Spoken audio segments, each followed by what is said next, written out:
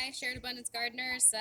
Farmer Rebecca here, and we're at Abundance Farm at the raised Gone Keshet beds to talk to you about garlic harvesting. Um, it's a hot, early July day, and I think what I'm excited about with these beds is also to show you how weedy they got.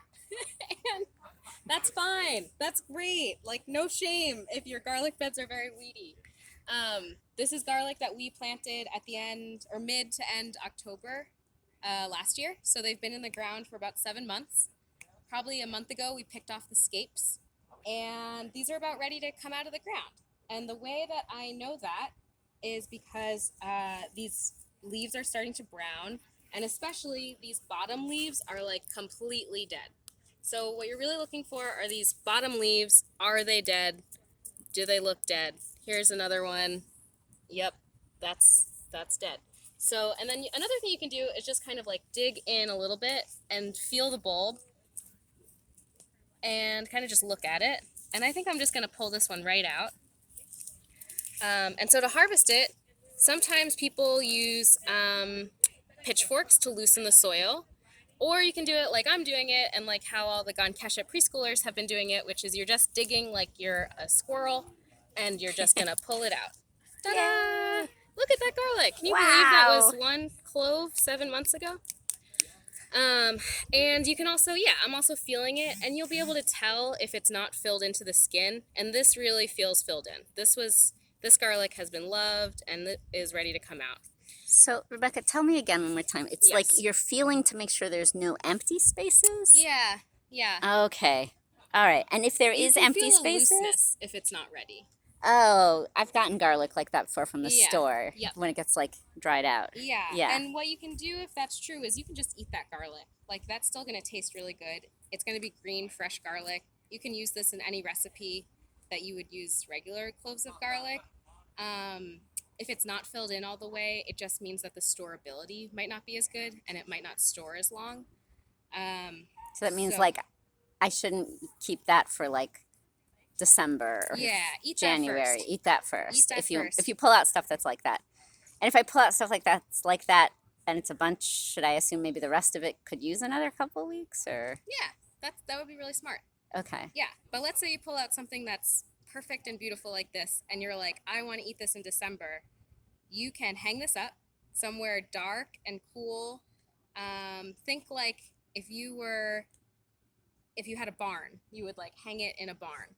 Or some people like to, over their greenhouses, put shade cloths so it's not too sunny, and they like to dry their garlic in their greenhouses.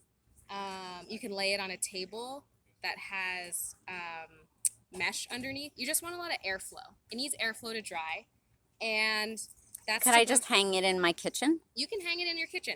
The one thing to watch out for is it's going to drop a lot of soil as it dries. You should not wash it. Do not wash it before you dry it. You can Okay. brush it off a Okay. little bit, Okay. but it's still going to drop some soil, and maybe you want to put like a tarp or a bucket underneath to catch that. Got it. And I shouldn't cut off those roots. Don't cut off the roots. Just I mean, let it dry actually, out. you can. It doesn't really matter. Okay. Yeah. All right. Let's see. Mostly what I've done when I've worked on farms that dried garlic is we let it dry with the whole plant, and then once it was dry, we snipped it off. But would love to hear if other people have other methods. And the cool thing about when you cure garlic for it to last longer is that's also how you seed save. So this is a great way for you to have garlic in the winter and for you to get to plant the same garlic stock next year. Wow. So start thinking about where you want to plant garlic this year. For like October or For something. October, yeah, which isn't, it's not that far away. And do you, first of all, like it's so awesome that our preschoolers here at Abundance Farm get garlic. They've been pulling it out all week. What can they do? What can people, is there a crop that people can put in now in the same bed that they could also pull out before the next garlic? Or is it like you got to switch? That's a quick turnaround. You could do a cover crop of buckwheat. Buckwheat is a cover crop that bees love. It's a great pollinator plant, and it grows really quick, and it's really easy to kill if you get it before it flowers. So that's something you could put down that would be good for the ground, good for the pollinators, but not necessarily something that you're harvesting for yourself. You could do, it's a hard time of year. If you're trying to do greens, it's a little hot to do greens right Yeah. now. So I probably wouldn't. Like, definitely not spinach.